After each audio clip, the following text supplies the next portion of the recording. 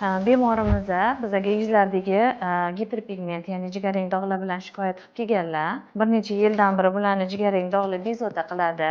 Bugun mana 2 haftadan keyin ikkinchi muolajaga keldilar. Birinchi marta kelganlarida bularni standart bo'yicha diagnostika ko'riklardan o'tkazib, yuzlariga turli va lazer muolajasini amalga oshirganmiz. Yuzlarida nafaqat dog'lar, yoshga bog'liq o'zgarishlar, ya'ni fotostareniyani alomatlari bo'lganligi sababli bugun ikkinchi muolajaga keldilar. Bugun revitalizatsiya, ya'ni teri ostiga namlantiruvchi preparat bilan inyektsion muolaja amalga oshiramiz.